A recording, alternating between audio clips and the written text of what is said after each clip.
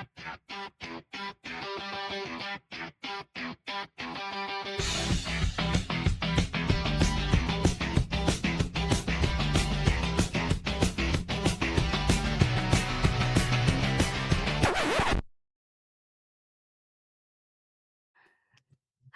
and welcome to Charlotte's Web, Graham Moore. Thank you for inviting me. I've been waiting to come on your show. Your show's the best show. Yes, it's just about to get even better. So thank you for joining me, Graham. No So, hello. Yeah, I want to start with, this is a magazine style show. It can be topical, it can be about your past, it can be about anything. You are the founding member of the English Constitution Society. Not many people will know how you got into that. I think I do, but I'd like to tell the audience.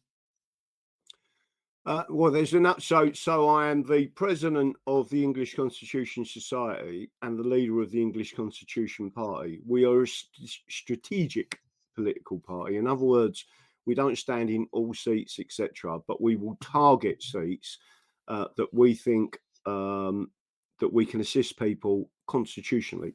For example, Chorley, when we stood against the Speaker of the House of Commons. So people should understand we do things differently, but we get our message out. So how did I originally get into the Constitution and law? And the direct answer to that was just over 30 years ago, I was set up by the police and ended up spending 3 years, 10 months in a Category A prison in London called Belmarsh. Started off as a category, what they call AAA, then AA, and then a Cat A prisoner for an alleged fraud, which was, am I allowed to swear? Yes, of course. I encourage it. which was a complete and utter load of bollocks from start to finish. The basis of what they alleged against us, and me in particular, was I broke banking 128 bit encryption overnight in my bedroom, basically on a 186 laptop, and then that cracked the banking system codes, etc. It was complete and utter nonsense from start to finish, and the people that were who set that up were actually the police. They created the crime from the beginning. They created the nonsense of the story. So when I was a Category A prisoner, instead of turning on the people, do you mind interrupting and asking why you think you were targeted? And I'm a bit more curious about the crime at the minute. One of the so for various reasons, I did know a number of criminals in London, right? This is in, by the way, I'll explain. One of the things they said about that coup, the banking coup, which was something like 1.8 billion, they alleged it was for, right? What they said was that the a guy called what's his name? So basically, this guy had previously killed, but in self-defense, a police constable in his backyard. He got not guilty, and the police just went after him after that. And anyone, people must understand that the police will chase and find a way of convicting you, even if there's collateral damage, right? And they don't care. Some police officers, I've heard them say it, they refer to bent for the job. There's no such thing as bent for the job. The only people that should be provided information of a crime is a jury, and they should be told the truth, the whole truth, and nothing but the truth by the witnesses and by everyone going forward. So the end result was they said that this person was a really good friend of mine. Just to make sure everyone's aware, I was married at the time, been married a long time. They put it out in the media that I spent a whole night in a hotel with 8 prostitutes and cocaine with this fella, and was obviously doing whatever with the prostitutes in this hotel room. Lucky enough, my wife knew me well enough to know that I would not be in a hotel room with 8 prostitutes, and especially with another fella. Right, that's not a bit That's of an me. expensive night, isn't it? That bloody hell. Well, again, all of this was conjured up, and the media in particular, and especially Sky News, was pumping this information out and pumping this information out and pumping this information out, and the public love a crime story, and these gangsters have done this. So the other element to that is there was another situation that happened just before that, and I don't know if everyone remembers this, but they had something called ghost cash point withdrawals, right? So what I knew is that the banks were lying, that they were not ghost withdrawals, that their system was fallible, right? So some years ago, a group of people decided to open their own bank in a high street, put their own cash point machine in that bank, and then get the PIN numbers and card details off the people coming past. Now, yes, money was withdrawn from accounts, but what actually happened is all of the printed details of the card numbers and the PIN numbers and dates they were acquired were sent to the news of the world to show that their banking system was completely fallible, that the banks have been lying to the public, and there was lots of pensioners, there was lots of people that couldn't pay their rent because they was having money taken out of their accounts, etc. And the banks knew that their system was broken, but they would not admit it until we come along. Almost, I wouldn't say almost, it was a protest against the banks. I've always been against the banks, right? And a system was created to show and evidence that their system was so fallible that normal everyday people were being blamed for fraud. So I want everyone to think of the government and Horizon.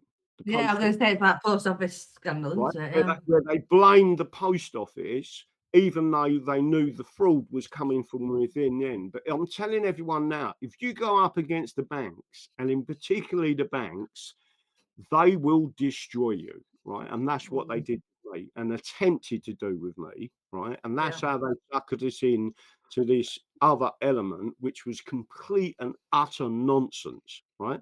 So again, think of someone who it gets done for fraud, and the next thing you know, they're a AAA category prisoner, the highest category in the country, in the highest security prison in the country and in Europe, which is HMP Belmarsh. And then what I did was start to study the law. So I sat in my cell and said, I want the law books. So the law books started coming into me. It was mainly to do with prisoner conditions, because we was banged up 23.5 hours a day, which is and was unlawful, right? And bearing in mind, you're remand prisoners, so technically you're not convicted. And even if you was convicted, you shouldn't be treated like that in an English jail, right? So the basics of it is I started to learn the law. So if you imagine you've got someone that is sitting there reading and self-educating on the law, self-educating on the Archibalds, self-educating which is criminal law, self-educating on the Housby's Laws of England and the Housby Statutes of England, and then realizing that everything that was going on in the legal profession and in society was a complete and utter fraud on the people. And then from them, I have promoted and told people we have a constitution. It is not being enforced. And the reason for that, without going into detail, is literally because the slow march through the institutions with the universities And once they got hold of the universities, then everyone they was training, they just removed the constitution from their knowledge. And what we do is go around the country and teach people. So the direct answer is I got set up and then decided, I'll tell you what, and if there's anyone watching this show will remember, does anyone remember technically the Israeli embassy being bombed in London?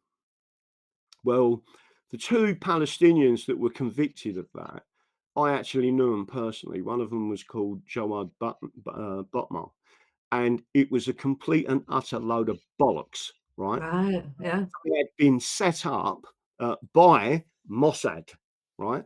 Surprise, We surprise. all talk to each other. So all of a sudden, you've got all these Category A prisoners. Bearing in mind, he was a Category A prisoner. And some things started to happen where So you met them in prison, did you? Yeah, I met them, and Charlie Bronson. Wow, yeah. Yeah, Charlie Bronson come up to me and my brother, shook our hands and said, "I like you boys. You're all right. I like you boys." And I said, "Oh, thanks, Charlie." Shook his hand, and then as he walked away, my brother went, "Oh," because he was at some stages of his sentence, he was on a 17-man unlock. And again, I was there when he took does everyone remember the Iraqi plane hijackers in London? I mean, I was actually in Belmarsh when they come in. Right. I can tell you a story about that most people laugh at, but when they actually come in, my brother actually looked round and started singing, right? So don't forget, you got a Cat A wing, all highly dangerous prisoners, right? And started singing as they walked onto the wing, "Come fly with me, come fly away." And the whole wing was laughing, right? Even the prison officers was laughing.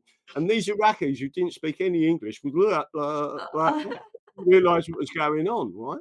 And then again, my brother stood in the middle of the wing and said, "Exits to the forward, to the middle, and to the rear," and started doing the hostess thing.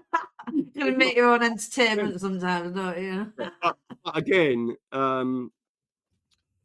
Charlie Bronson then took them hostage, and we was there when that happened. Oh, madam. That was quite scary, and there was a couple of times where there were, I would say, semi-riots in there, which, if anyone's ever been involved with a riot in a prison, they are scary because you can't get out. You either fight or you're not going to end up very well. Or you climb on the roof like they did at Strange Ways. Well, again, they went on strange ways for a reason. So I was about it. Whilst again, I'm always about rights, right, of ordinary people.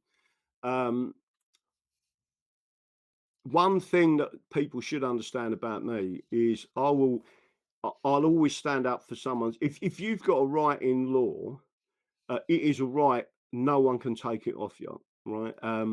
Doesn't matter even if you're a prisoner. You cannot have certain rights taken from you. One of them is obvious, which is your dignity or your life, etc. In other words, extrajudicial killings are completely unlawful. It's still murder. And everyone has seen some of them things happen in their life, and I've seen and investigated a lot more. So, for example, our fee when we stand in court for human rights abuses by the state is £1,888 an hour, and the reason that fee stands is because that's how many English and Welsh people have died in police custody, right? Since 1990, and nothing's been done against those officers, even though you've got the Criminal Justice Act 1988, Section 134, torture, which means a mandatory life sentence if you cause suffering or pain to someone. So if you kill someone, if a police officer kills someone, that's what should be used against them, not the nonsense that they do in the background. Without So the people just don't know about it. Is that right? People don't know that the Criminal Justice Act 1988, Section 134, torture exists. It was brought into law on the tricentenary of the English Bill of Rights. It was brought in by the late Her Majesty the Queen, Elizabeth II. It brought into domestic law what's known as UNCAT, which is the United Nations Convention Against Torture. And again, in England, torture has been outlawed since 1641. So if you understand what that law is, just to make sure your audience is aware of this, it can be used against anyone that has allowed the rape and torture gangs in England and Wales. And it is the primary law that should be used. You don't need technically inquiries. The inquiry is the court of law, and the jury will give their decision. And if they find any of these individuals, that means judges, police constables, because they're all state officials, social services, counsellors, you name it, all of these people involved with rape and torture gangs, they can use that in court. And if found guilty, Section 6 states that it is a mandatory, all right, that means discretion, life sentence, life meaning life, right? So that's what they're terrified of, because we're telling people this law exists for a reason. And just make sure your audience is aware of this, because it's crucially important. If the British authorities don't allow it to be brought, it can be brought under what's known as universal jurisdiction in the United States of America. And at the moment, we have an administration that would be sympathetic to those hearings. I see. So when you first started learning about all this, there must have been a light bulb moment that happened to think, why do I not know about this already? Is that what happened? It was. I mean, I didn't like school. I've always been a bit of a rebel. My family, again, my dad owned his own factory. In effect, I've got two trades. I don't like universities. Again, they've removed all of the constitutional law from the curriculum, and they did that in the early 1970s. And the reason they did is because we went into the EEC, now the European Union, and they knew what they was doing. It was part of. It's always been part of the plan. And it went against the supremacy clause of the English Bill of Rights. And now, even as a young man, when I read the English Bill of Rights and read the supremacy clause, I knew straight away it was unlawful to go into the European Union and give the powers to another state. In effect. Right. So what they did was they removed it all from the curriculum. And by doing so, they also removed it from bar exams to judges. Like many judges I've spoke to have never even read the English Bill of Rights. And I'm talking about the original English Bill of Rights, by the way, because it's not allowed to be touched. People are often lied to and told that Parliament is sovereign. Well, Chapter 3 and Chapter 2 in full ensured that Parliament was not sovereign. The people are sovereign, and part of their sovereignty is to be represented in Parliament. That's why you must vote, even though there's no one to vote for, right? I get that, but to not vote, you're actually handing the country to communists and Marxists, and that's exactly what they want. So the light bulb moment for me, really, for obvious reasons, was when I got banged up for a complete and utter load of bollocks. And then I thought to myself, there must be something in law that stops this. And you do have constitutional rights, and you do have common law rights. You have natural rights, as some people prefer to call them. And there are certain limitations on the police. The problem is when you get crooked police, crooked judges, crooked prosecutors, which is basically just what's happened with Lucy Letby. Lucy Letby is a whistleblower. That's it. Mhm. And she's now doing 9 life sentences. Yeah, I know. Yeah, I made a little documentary on that for Iconic, and it's just so obvious, isn't it? All right, just back to English Bill of Rights, Magna Carta, the Constitution. In layman's terms, for people who are thinking, well, I know all of those things, I know of them, but I actually don't understand what they are. Can you maybe tell the audience? So the Magna Carta is crucially important, but it isn't the whole entity of our constitution. Our constitution really started with Anglo-Saxons. It moved into another area in literally, when was that?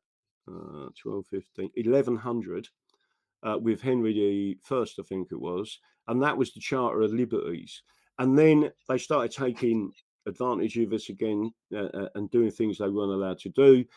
So the barons literally took control again and said, "Listen, King, you've got there are certain limitations to your absolutism, right?" And then we got the Magna Carta, but the Magna Carta was actually a trilogy. There's 2 other elements to it that people are not aware of, and that is that they enacted law that was a Christian oath to make sure that the charter could never be removed from the people. So so again, it's a trilogy. If you skip forward in time, the Bill of Rights basically was restating and strengthening the Magna Carta. In fact, Chapter 3 is the part of the English Bill of Rights that did that, and it was removed in 1867. Right, so there was a coup against the English, and especially against Protestants, right? Because the English Bill of Rights protected the Protestant religion, and in Scotland, the Presbyterian and Church of Scotland with the claim of right. These are all crucial. Throughout our history, you can add to rights, but you can't take away, right? Yes. And especially when there is an oath system. So we are governed by an oath system more than anything else, and it is Christian in nature, right? So, and that's why there's been a Marxist attack on Christianity, right? Once you really, again, I mean, we do seminars, right? So people can book up our seminars, englishconstitutionsociety.co.uk, speak to Juicy and Lucy, and we go around the country, and then we bring up all of these laws. So just so the audience understands this, I'm not a free man of the land. Right? Free man of the land, in my opinion, is a group of people that know a little bit and then get promoted by the state in a lot of ways. One of them in particular was promoted by Sky News, right? Anything you see where the state is promoting someone like that, you should always be suspicious, right? Tommy Robinson is another one, for example. No, we're going to get onto him in a bit, yeah. So the people who get attacked non-stop, right? People like me, our group, who else can... David Icke is a good example, right? If all of a sudden he's telling things and saying things and he's read things and he understands things and he's expressing it and all right, and it's such a way that people have started to listen, then they'll vilify, right? Yes, But yeah. people that are being promoted, but so you all understand this, and by the way, this is not a green screen. Let me pull this and this one up, and then you'll start to understand what we're talking about, right? So what often happens, so this is for the lay people in the audience, right? And there's not quite a bit to this, but often people say to me, we haven't got a constitution. Yes. So well, if we haven't got a constitution, how do we live in a constitutional monarchy? How do we get parliament? And how do we get the judiciary if we haven't got a constitution, right? And then what I describe as the useful idiots then say, yeah, but it's not a written constitution. So what I do is I hold up that, right? That's the Halsbury's Laws of England, as you can see, a nice big thick book, right? Part of a set. This is Halsbury's Laws of England, 4th edition. and it is constitutional law. Right? If we haven't got a written constitution, why is there a nice big thick book? Right, and the next one is Halsbury Statutes, and if you look at that, just so you can see it on the screen, Halsbury Statutes, 4th edition, volume 10. Can you read what it says on the screen there? Constitutional law. Oh, so it must be in then, right?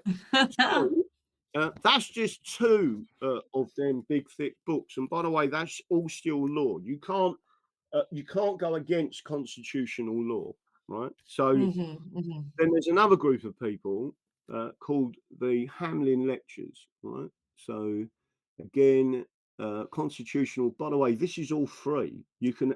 I don't mean the book itself, but the PDFs at Exeter University. Constitutional Fundamentals, so William Wade, great read, right? Trial by Jury, Lord Devlin, right? One of our greatest judges, right? All Hamlin Lectures. Oh, look, one of our greatest judges. The Common Law Constitution, Sir John Laws, right? So all of this stuff you can get free as PDFs. There's another one called The Inheritance of the Common Law by Richard O'Sullivan.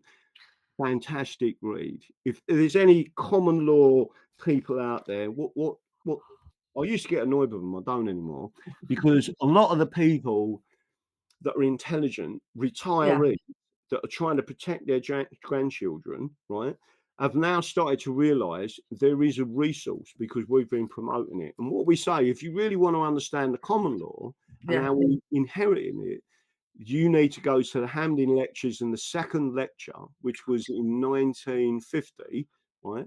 And that guy explains everything to you without having these useful idiots on YouTube that are inventing what the law actually is when it isn't that at all, right? So that's what we do. So the English Bill of Rights cannot, because it says in 3 places and in one other place. So 3 places it says it is forever, in exactly the same way as the Magna Carta uses the term in perpetuity, which means forever, right? People need to understand the Bill of Rights was put in place to secure our rights. And then there was another law, constitutional law, that was brought in 1701 called the Act of Settlement, which is equally as important as the English Bill of Rights. In fact, it is furthering the subject's rights and further securing the subject's rights. So anywhere it says on the face of the bill or the law, and it tells you what this is doing. So the English Bill of Rights was securing the rights and liberties of the subjects of England and Wales, because Wales is part of England. And then the Act of Settlement of 1701 further secured the rights and liberties of the subject of the realm of England. And at Chapter 4 of the Act of Settlement of 1701, it clearly states that the laws of England are the birthright of the people thereof, and my next thereof are us.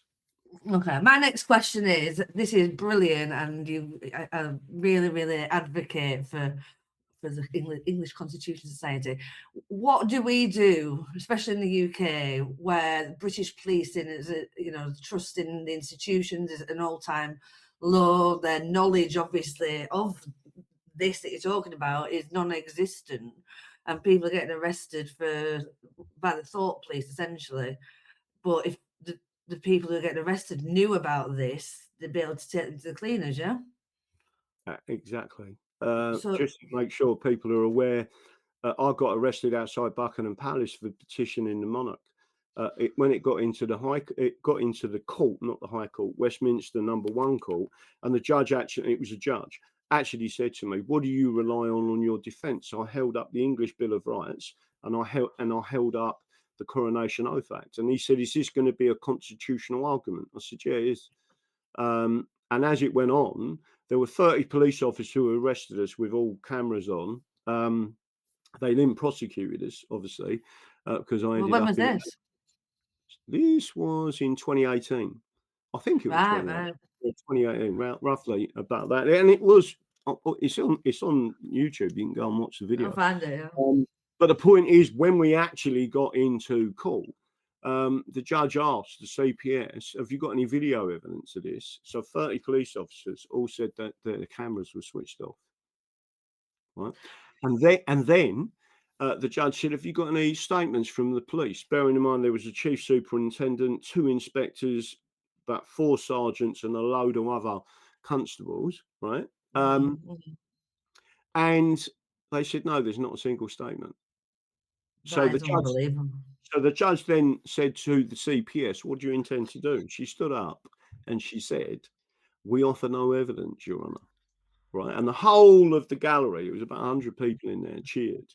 Right, and the judge looked at the gallery and said, "This is not a pantomime." And one of my mates shouted out, "Oh yes, Oh yes, it's Right? So the judge started laughing and then said, "You're free to go, Mr. Moore, but how much does it cost you to bring you and your witnesses to this court?" I said, 350 quid. And he said, "You're awarded £350 as costs." So, yeah. and that was it. And he signed it off. But the major point to everyone is it was a constitutional argument. Our constitution says, our English Bill of Rights says that it is illegal to prosecute or to hinder. It is illegal to hinder anyone who is petitioning the king, right, or the queen, the monarch, right? Right. It is your absolute right. No one can take that away from you. And once that had been presented to a judge in front of everyone, they all went, "Hang on a minute, we should never have arrested him. We can all be nicked," right? Yeah. And that's exactly. So you need to know your rights. We gave America the constitution that they rely on today. The English, not the British. The British didn't exist. Yeah. The only time the British existed is from 1948 with the British Nationality Act. And then it started to seriously erode English rights. But the British Nationality Act is what creates the British nationality. And the last person to do that was a guy called Joseph Stalin with Soviet. Yeah. Well, I was going to get onto that. Well, that the kind of leaders, I guess, of the past that people look up to. So in terms of, I'd like to actually get onto why you get offended or annoyed when people refer to themselves as British. Do you want to go into that first, and then we'll go on to the next? Well, so there's a number of elements to this. First of all, and by the way, the book is here. It actually tells you, the law book, that Britain is an island. It is not a country. The law books tell you that, right? Great Britain, or the UK, is what's known in law as a unitary state, not a country. And the reason it's a unitary state and not a country is because it has 2 separate jurisdictions: common law in England and Wales and Northern Ireland, and it has Roman law in Scotland. Therefore, it can never be its own nation, right? And that's why they intend to regionalise England and use administrative law, and then destroy the common law and suck us into Europe again. And then they're trying to make Europe a country, right? Yeah. So that's basically always been their plan. So it is to destroy the common law of England and your constitutional rights. So getting back to the question, British, there is no such thing as British. You are not British, other than the fact that a British Parliament created a legal fiction that put across your forehead British. And if you refer to yourself as British, you do not have any English rights because you're not English. You don't have any Welsh rights because you're not Welsh. You don't have any Scottish rights because you're not Scottish. And you don't have any Northern Irish rights. And that brings in another group of people called the Cornish, right? So we believe in self-determination. And so, listen, some people may not like this, right? Jesus Christ did not believe and was against the Roman Empire. The British Empire is no different. In fact, it's an extension of the Roman Empire, where communism actually came from. So when you start calling yourself a British Christian, you're actually going against the word of Christ, right? And then when I sit there and listen to these people who say, I'm British, and then I explain all this to them, by the way, our seminars are fantastic because I start at the beginning and say, I'm going to ask you a question. Are you British or you English? Put your hands up. And it depends on where I go in the country, right? In London, you normally get 50% say they're British and 50% say they're English, right? Where I just went in Mablethorpe, every single member of the audience said they was English. Not one said they was British, right? Yeah. So again, in the north of England, right, people refer to themselves as English rather than British. And if I asked that question, everyone would say, I'm English, right? Don't forget, I've not got a problem with the Scots. I believe in their culture. I believe in them as a people, and I want them to be independent. The same as Wales. If Wales wants to be completely independent from England, I ain't got a problem with that, right? You just got to be very careful who you elect because Yes. it's dangerous. So getting back to the British and English thing, once I do our seminars and then talk through everything, the people who said they was British have all put their hand up and said I'm English because they realise exactly what's gone on. That's why they don't promote me. That's why I've been banned on Twitter. Like even last year, Yeah. right? Elon Musk banned me, right? And I'm not saying anything that's unlawful. I'm not inciting violence. I'm not doing any of them things. What I'm doing is telling people you are English, you are rebellious in nature, and you should be standing up for the rights that your ancestors fought and died for, right? So don't forget, it was the British that killed 19 of us at Peterloo, right? Most people now in the country have never heard of Peterloo. Peterloo is Petersfield, just outside Manchester, where the British in 1819 slaughtered 19 of us for standing up for the vote. They bayoneted a baby in arms. They murdered a baby, right? Because the working class, right, stood up and said, we want the vote, right? We want to be able to vote. So when people don't vote, and especially these people who have got this British label on them, you need to return back to the roots of the English. We are a Christian nation. We should be a non-secular Christian nation. That doesn't mean no one else out there can have their own religion. Of course you can. But this nation is a Christian nation. And the first nation ever to put in writing as written law in the first statute of Westminster of 1275. Do you know what it said? You cannot ravish a woman. In other words, ravish was the word for rape. You cannot rape a woman. So that it was the English that first started giving women these rights beyond anyone else. And so you can't do that. So you know, the fact that you say we're a Christian country, and that's something that's been spouted for, well, since I've been alive a long time. But is there any way that can change with what's happening right now with mass immigration? Can that ever change? What, us being a Christian nation? No. Well, technically, in the early 1900s, it did. Because the Fabian Society and Fabian judges, there was a particular case with the secular society, and they got a ruling that said that England was not a Christian nation. And it reversed what was said previously in the 1860s. So you've got to understand there is a difference in approaches, right? Communists and Marxists are the same group of people.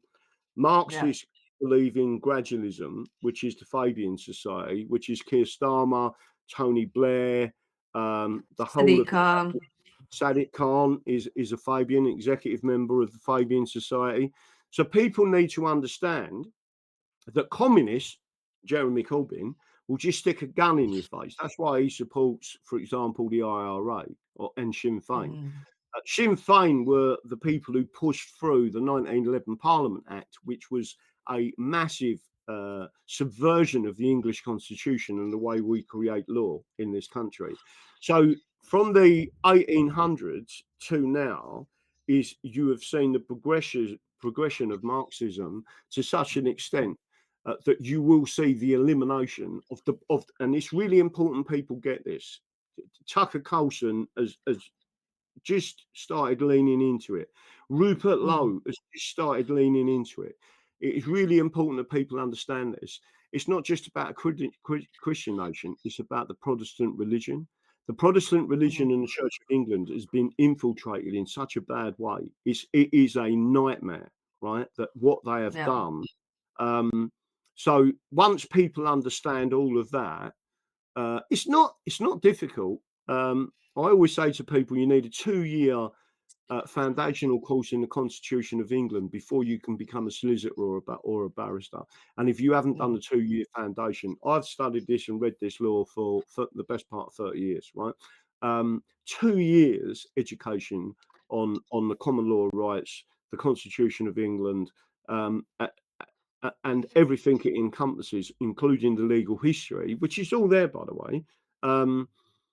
But they don't get any training at all. It's a bit, for your audience will understand this, it's a bit like having a doctor that is only trained in pharmaceutical. And they absolutely don't do anything with nutrition, right? Nutrition is the foundation of your health. If you was properly nutrified, right? So you had nutrients in your body, you had vitamins in your body, you had the right amount of amino acids in your body, then you will be healthy, right? It's very rare something would go wrong with you, seriously wrong with you. Well, it's the same thing in law. You have a fundamental, which is the Constitution of England, then you have the rest. But if you interfere with the Constitution, society becomes sick. If you interfere with nutrition, people become sick, right? That is the same parallel. Love it, love it. Right, we're going to do a little bit of something different now. I've got a few familiar faces, and I want you to give your opinion on them, talk about the misconceptions around them, which I'm sure you'll know about, and we'll start with this guy. What do you think of? Tell us about this guy. Right, so Winston Churchill, this is a love-hate relationship. Some elements of Winston Churchill I completely agree with. The 1909 people's budget that he tried to push forward and push through, it was rejected by the landowners. We'd live in a different country and society now if that had gone through. Some of the things that he'd done during the Second World War were an absolute disgrace. Whilst he spoke of England, he was British. He was also compromised quite severely to, if you want to call it, a sect of Judaism. He was in serious debt and in effect was controlled in a lot of ways by them people. And you must also talk about the Sabbatines, the Frankists and the Domain, who are another group of people that goes back in Jewish history, and it comes from 1666. These people controlled him. There were three bad guys, the American president, the English Prime Minister or British Prime Minister, and Stalin himself. So they were all bad guys in the Second World War. He made some terrible mistakes. I don't think they were mistakes. I think they were deliberately pushed forward. The Second World War could have ended in 1940. It didn't. Hitler did not want to invade us. Hitler did not want to attack us. But the man you see on your screen did attack the Germans and did keep attacking until, in the end, as national self-defense tells you, they had to come back at us, and they did. Very good. Next face is this person. She's another one. She started off being very pro, and you can go look up online. She used to wear European Union jumpers and cardigans, etc. She was, massively promoting the European Union. She then did some things that I didn't like. Everyone out there is championing Margaret Thatcher. First of all, technically she was middle class, not working class. She did have an accent. One thing I love is accents, especially women of the north, by the way. And I can tell everyone listening to this, she had an accent of the north, and she took elocution lessons to get rid of it. That is an insincere person, in my opinion, because I would never do that. Again, there are so many things that she did. She took a lot of the rights away from unions and passed laws against unions. I get why she did it, because unions have been massively infiltrated with communism and Fabianism and were destroying the industries and destroying the country. So I get all of that. What I don't get, if you get to the next person, I don't know if it is that person, but Tony Blair, he could have reversed all of what she did, and he didn't. Right. So you were lied to not only by the Conservative and Union Party, because this person is not a Conservative. Right. That person you see on the screen is a unionist, and the unionists seek to destroy England. On a side note, I do want to find out more about unions. I've always just thought, oh, unions are there to help employees if there's issues in the workplace. Why are they so heavily infiltrated? Why are they so involved with things like stand up to racism and all that? How's that got to do with? Basically, I agree. It's got nothing to do with the work environment. These people are cultural Marxists, right? So technically, there's nothing wrong with a mixed race community as long as the indigenous people are respected. We're not being respected at all. But the cultural Marxism is what their objective is to destroy from within via cultural Marxism. So why are unions involved with that? Because they are Marxists and they are communists. I do know someone who created a union that is non-communist, that is non. I'll give you someone who's Stephen Morris. Um, have you met him before, Stephen Morris? Workers of England Union. Brilliant. So I know Stephen Morris, you mean? Yeah. Yeah, no, Stephen Morris. I know Stephen Morris. And Robin Tilbrook. So just to give you an example of someone else, Gerard Batten. Everyone should have heard of him, right? Yeah. He started off his life as a trade union representative. A lot of the members of our party, or some of the members of our party, I should say, are ex-trade union representatives. So they were shop stewards, blah, blah, blah. My granddad was being big into unions. He was on the big march in 1924. So everyone should understand. So Gerard Batten, by the way, is also an English nationalist, which is why one of the reasons why him and Nigel Farage never got on. Right, I see. But English nationalism, I'm an English constitutionalist. It encompasses English nationalism. That is not to say we are negative to Scotland. In fact, we are positive. We should go back to what we call the Brotherhood of Nations. And the Brotherhood of Nations of 1603 is where we shared a monarchy and we shared rights, but we were still independent nations. And we was independent nations right up to 1948 when the British and the British Parliament took liberty, basically, and passed the law. By the way, again, I think I've already said it, Clement Attlee was Prime Minister at the time, and he was a Fabian, right, who passed that law. Got you. Well, talking about this person, what are the biggest misconceptions about this person? That he is a patriot. He is not a patriot. He is a liar. On 3 occasions, he could have taken us out of the European Union like that. No deal. One of them was when there was a referendum with the Scots to leave the Union. By the way, they don't need a referendum. I tried to tell them that the constitutional law and the laws at the time, they don't need a referendum to leave. They just need to reverse the process, which I won't go into because it's not a long story. But next episode. But just to make sure people are aware that Christopher Harbon has just donated 9 million to Nigel Farage on the understanding that Boris Johnson can join the Reform Party. Wow. Right. So that's been propagated out there. Nigel Farage is saying, no, there's no conditions. You don't take as far as I know, it's the largest individual living donation to any political party ever. The last largest donation, to my knowledge, was 5.2 million by a lottery winner to the Scottish National Party. And then they progressed and got 57 MPs. The other person that Nigel Farage is associated with is a guy called George Cottrell.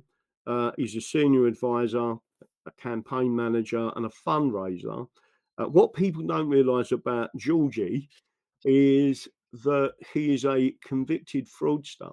And when he actually went out to America with Nigel Farage, he was with Nigel Farage when he got arrested for what's known as wire fraud, which to all intents and purposes is electronic fraud. He got that fraud, and it was millions.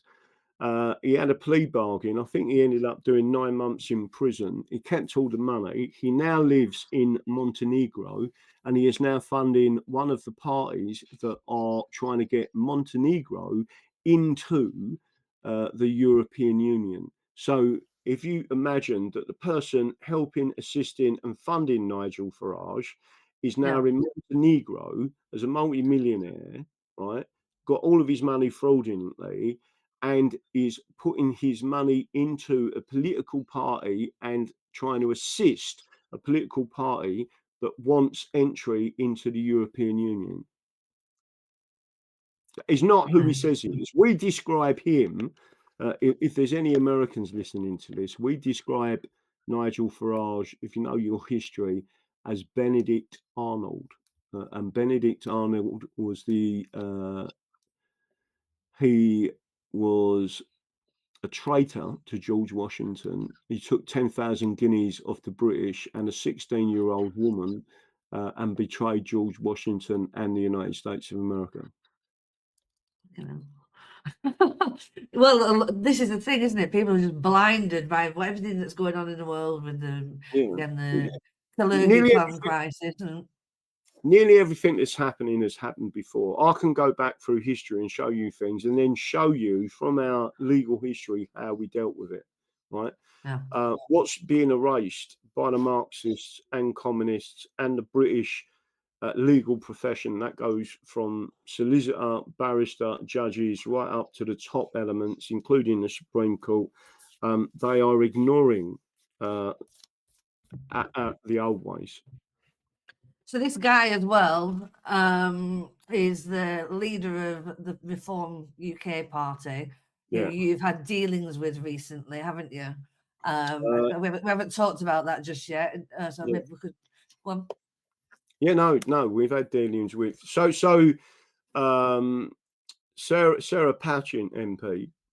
I stood against her, and as an English Constitution Party candidate in Runcorn and Helsby, the Royal Mail refused to deliver our leaflets, which basically explained on the rear of the leaflet the Criminal Justice Act 1988, Section 134, torture, and explained why all these police officers and judges and others should be in prison for life, and the jury should decide, not an inquiry. They was due to be delivered and approved, by the way, by the Royal Mail Artwork Group, due to be delivered before the election. They were never delivered. So what we did, we started complaining and well before the election, because the police in Cheshire Police started to harass our campaign, sending letters saying, or emails saying, we demand to know where you are, how many people are going to attend, whether there's going to we need police there, because of implying that we're bearing in mind we're all retirees, stand for people with disabilities and disabled. We've got blind people there. We've got people in mobility scooters, right? and they're expressing that we're the bad guys and the police need protecting from us, right? So they started to harass our campaign. And then there was obviously the returning officer. So basically, we brought an election petition because I got exactly 50 votes in Runcorn and Helsby. So your audience are thinking, oh, wow, just 50 votes. Is that it? Well, just a few months before, I got 1,007 votes in Chorley, right? It didn't add up. And here's the kicker. I got exactly 50 votes when I stood in Sadiq Khan's constituency when he stood down to become mayor of London, right? So I got exactly 50 votes. Guess what, people? It's a statistical impossibility to get 50 votes 9 years apart in completely different constituencies. It's an obvious fraud and predetermined because of the 50-50, right? So we brought an election petition against the returning officer. I was of the opinion that Sarah Pouchin had nothing to do with it, right? And then I changed my mind. And the reason I changed my mind is because she then, with the reform barrister, his name's Adam Richardson. By the way, in UKIP, he's been retained. He's a personal friend of Nigel Farage, right? He and Sarah Pouchin was trying to get the election petition thrown out. They didn't want it heard. So it went to the High Court, where I won the first argument in divisional court in front of 2 High Court judges. This is what I'm saying. I'm not a free man of the land, right? Really? All of the law I was putting to the judges was correct law. I put the legal points across and we won that in the divisional court. And they said, no, the election petition goes ahead. They then appealed it. They got an appeal within a week. So is that unusual? So the appellant court, normally it takes 6 months to a year before you get a date for an appeal. Right. Oh, I see. Within weeks, we was up in front of the appellant court. So 3 appellant court judges, so they're lords and ladyships, right? So was the others, lords and ladyship. And again, 3 lords and ladyships listen to my arguments, listen to the other side, and that includes Sarah Pouchin trying to get this petition kicked out because she did not want what we were saying to come before a full gallery, right? And that was she there? Was she in the? She wasn't in the court. No, of course not. No. Just a barrister was in the court. But at the end of the trial, the returning officer, the trial was the returning officer was. So again, the appellant court is the second highest court in the country. I want everyone to listen to what I'm saying here. I won 3-0. All 3 judges, right, went with me and my legal arguments and not theirs, right? So Sarah Pouchin had lost again. Adam Richardson had lost. The 2 King's Councils had lost. King's Councils, one of them an expert in election law, right? And we won them arguments and the judges come down fully on our side, right? So I just want to make sure people understand that. So there we then moved to the election trial, which was a 3-day trial with me prosecuting the returning officer and technically Sarah Pouchin. Right, so if you imagine me standing up now, I've got in a witness box, and the judges started to ask me questions, and one of the questions, and I was answering the questions, and then Adam Richardson, so the counsel for Sarah Pouchin, stood up and he went, "Mr. Moore, you've spoken about Marxism and you've spoken about the Fabian Society. Are you a conspiracy theorist?" So I've gone, conspiracy theorists, really? So I said, the Fabian Society are online on Twitter and now called X. I said, they've boasted they've got 141 Fabians elected to Parliament, right? The Fabian Society control the civil service. So the recently deceased Jeremy Hayward, right, was an executive member of the Fabian Society. The law books say that they must be purged from our country, right? Or sorry, anything to do with the security of the state. So once the law books say you can't have fascists and you can't have communists in security positions in this country, why are they there? And the book actually says purged. They must be purged, right?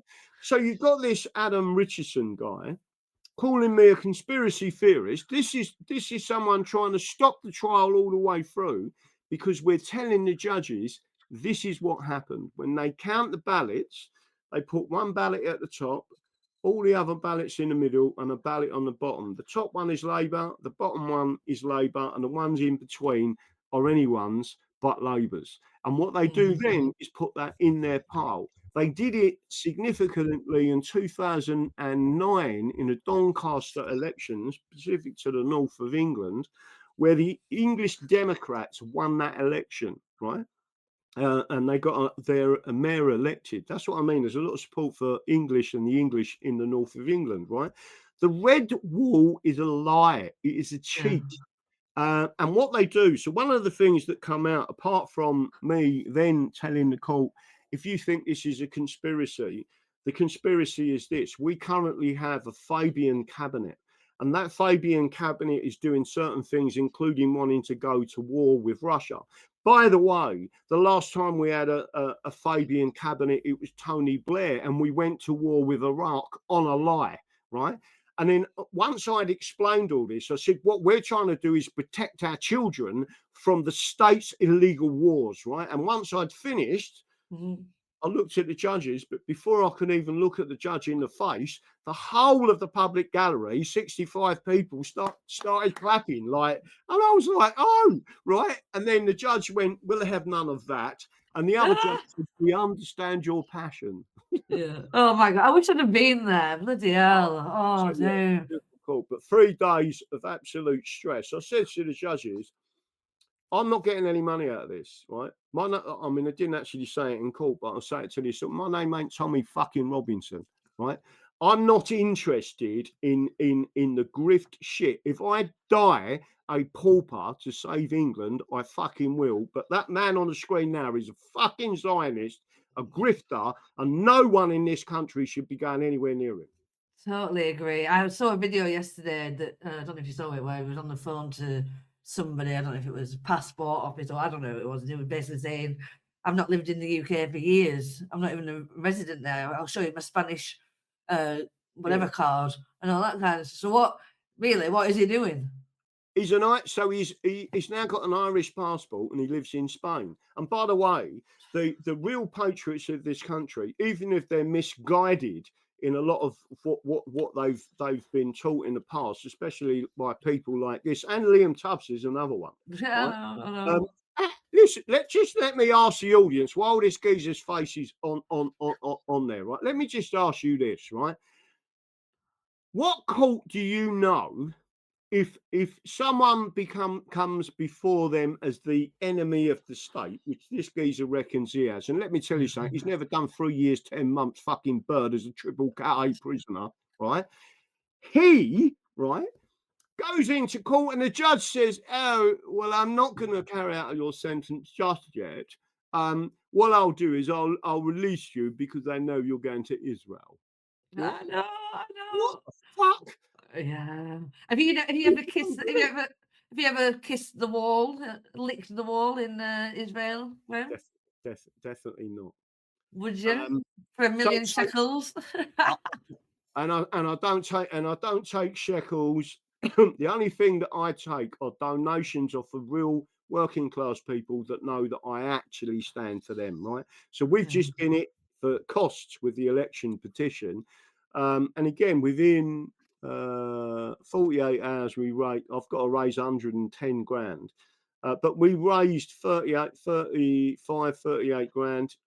Again, we had to pay because the judges went against us on 2 of the respondents, and then at the actual election petition trial, they threw it down. But people like this guy on the screen, people really do need to understand that England, this man sullied the name of England. He should not be respected anywhere. The English Defence League was actually the Jewish Defence League. It was a complete load of bollocks from start to finish, and he is responsible for. So, if it was down to me, I would try him for treason. That's how bad I think he is. Yeah.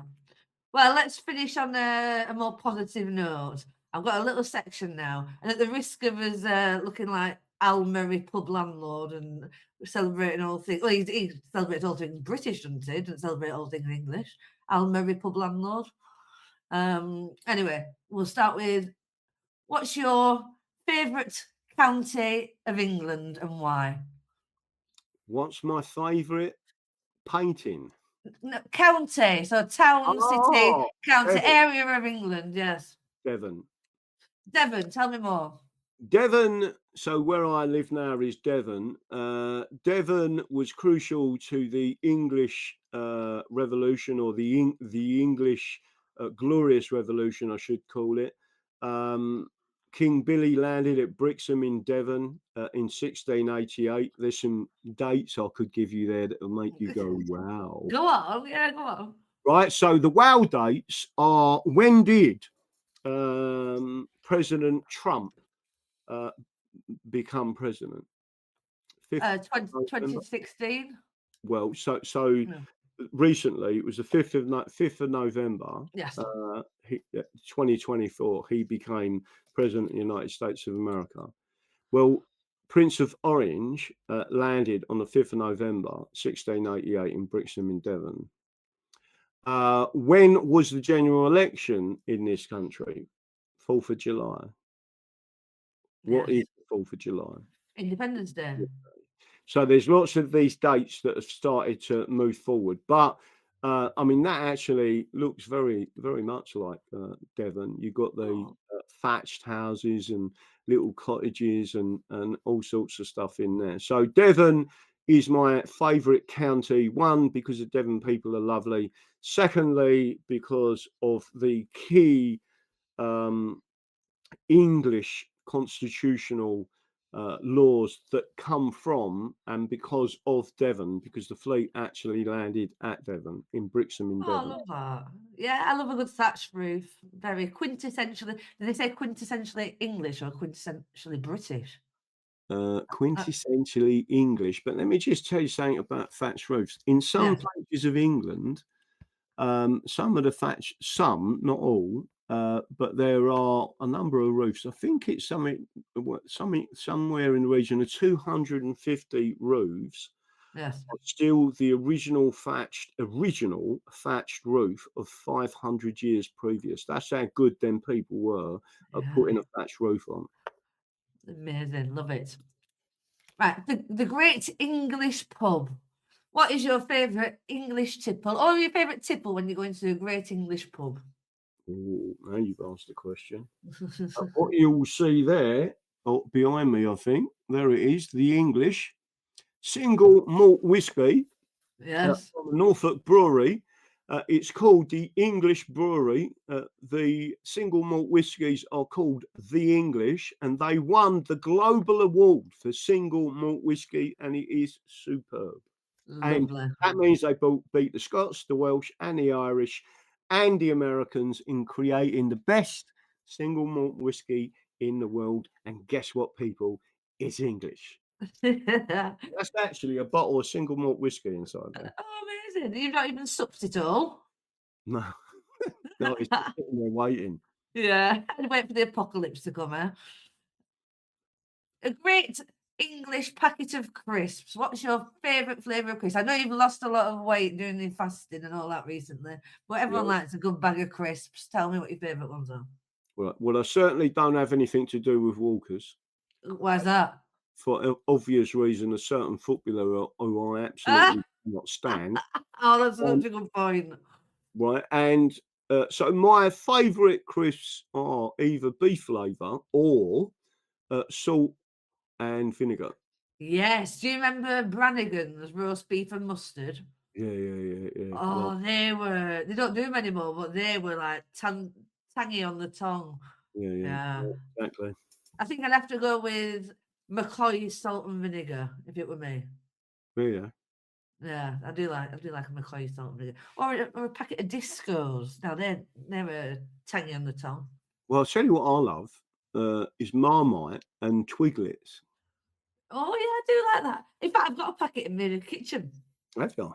Yes. I'll do like, and the other thing I when I go out, I often get given little gifts. And the other thing I'm partial to is after eights. Oh, well, I kind of like an after eight, but if I've got a drink alongside it, it puts me off my drink. So I'd rather just have the drink than the after eight. Yeah. You know what I mean? Yes, very good. Great English landmarks. What is your favourite English landmark and why? Doesn't have to be any of them. That's just a suggestion. Greatest English landmark and why? There is a bridge that I went to and I did a video about it. It's where King Alfred actually stood and declared England to be England. It's in the north of England. And the Ah, bridge is still there. is it? Yeah. That's your favourite one, is it? That's my favourite actual, and it's not even spoke about. It's such a massive part of English history, but it's not. It's never spoke about. I would say the best castle I've ever been to is Leeds Castle in Kent. Oh yeah, I've never been there. It's gorgeous, Yes, absolutely superb. If you went there, it's just English. have a look. What do you think of York Minster? Do you think that they were able to build York Minster with all them chisels and donkeys and all that, like all them years ago? The answer is yes, only because we were highly skilled. But I will say I've got a thing about churches and old churches, mainly because they're built on like ley lines, Yes. and the main reason is when you go to them old churches, even if they're sort of unused, and you go in there, you can feel the power of prayer or the energy or the universe or the spirit of the people that actually prayed in there. And that gives me energy. So really, really old churches I love. There's one in particular in Devon, which I won't mention. It's over 1,000 years old, and even the pews are 700 years old. Wow. And it is superbly. It just when you walk in there, you just feel comfortable. You like it. So Why won't you mention it? Is it because it's close to where you live? yeah, Okay. it's true. And I don't want anyone, especially the type of people who don't like me, they end up going setting a light to it. Yes. But you're talking about York Minster. York Minster has a history of its own. People don't realise there is still a York Chancery, and you can bring laws, and the English can bring laws. No one's done it for, I think, at least 200 years, but it's still there. It's got its own constabulary, and people don't realise that. Wow. No, I didn't know. And again, it is falling into disrepair because the British will not give it any financing or funding whatsoever. It is a national monument and cathedral to God, and it should be funded by the people. Just to give you an indication, in Chorley, although a different religion, the Mormon religion, still Christian. Some would say they're not, but I like them because they actually believe that the Constitution is the word of God. They have the second largest cathedral outside of Utah, USA. Oh, I did not know that. Massive. And Wow. and a very beautiful building. So again, I'm not negative to any Christians. Mm. What I am negative towards are like Jesuits and things like that, who are really, they've always been bad people throughout. So I would say old churches definitely say who we are as the English. And again, that bridge in the north of England, where the king first brought all the kingdoms of England together and declared England as a single nation under common law. He didn't have to do it as statute. He did it under the common law. Love it. And finally, what's your favourite English meal? Let's go for breakfast, snack, and dinner. Oh, that's an hard one. The full English are definitely the full. I mean, my show on Rumble is called the Full English Show. Yes. It's nothing to do with food. It's all about England. Full English, 100%. But I would say that fish and chips. You got fish and chips on there twice, by the way. This is an AI generated image. Don't tell Oh, me. is it? Oh, that's right. So I I've would got say somebody roast on there twice as well. fish and chips, cod and chips. I love fish, and I love all sorts of normal shellfish as well. So Oh from prawns, dear. oysters, you name it, I like it. Do you put mushrooms on your full English? I do. I do love a mushroom. Sicko. I love mushrooms and black pudding. I mean, that's Yeah, I don't mind that. Yeah. Yeah, black pudding, pork sausages, bacon, maybe a few chips, eggs. Yeah, load it right on. Grilled tomatoes. You put them on your full English. I like tin tomatoes, funny enough. And the other food speciality for me, and I've got to give it, is pie and mash. London pie. With liquor. Yeah, pie mash and liquor. That's all. Graham, been an absolute pleasure. Thank you. And yes, I agree. It has been a pleasure. Thank you. You're welcome. Oh no, I really enjoyed it, and hopefully a lot of people have learned something. So I think we'll finish with the phrase: "The Constitution is the solution."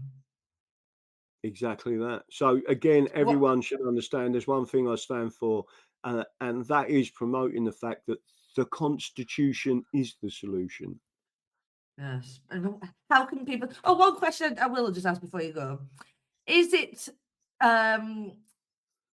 if someone joined the English Constitution Society tomorrow, are they able to do that alongside belonging to a political party? Is it two separate things? It technically is two separate things, but if you're a member of one and the other, or the other, you're really a member of both. But do remember, the English Constitution, nowhere does it mention race. It mentions religion, but not race. And bear in mind, the English Constitution forbids Sharia. Got you. I'm going to just finish. Every time I've done an episode with somebody, I've found a bit of a funny or light entertainment video to finish with. And I don't know if you've seen this, but I put your name into Rumble and it only uploaded yesterday. So I thought, given the time of year, I'll end on this. Are you ready? Have you seen this? Yeah, I've seen that. That is me, by the way, dressed as Father. The snow is falling soft tonight. The fire burns so warm and true.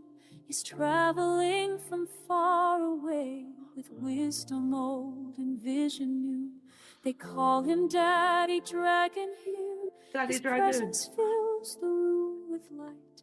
He carries all the ancient ways to guide us through this holy night. And when he speaks, the world stands still. His words like bells that ring. The truth he brings, a sacred gift, more precious than anything. You know what I believe in. The Constitution is the solution. A promise written down in time for every generation. He came to us this Christmas to teach us how to stand. The stories of our freedom and the strength to understand.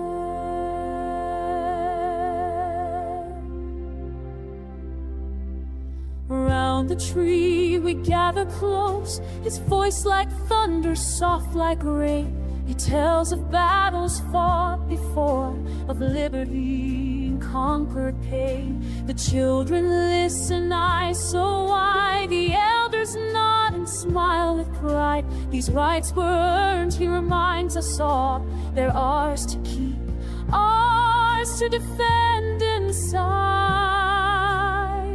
And when he speaks, the truth runs deep through every heart that hears. The gift he brings will carry on for all the coming years. You know what I believe in. The Constitution is the solution. A promise written down in time for every generation. He came Graham. Teach us how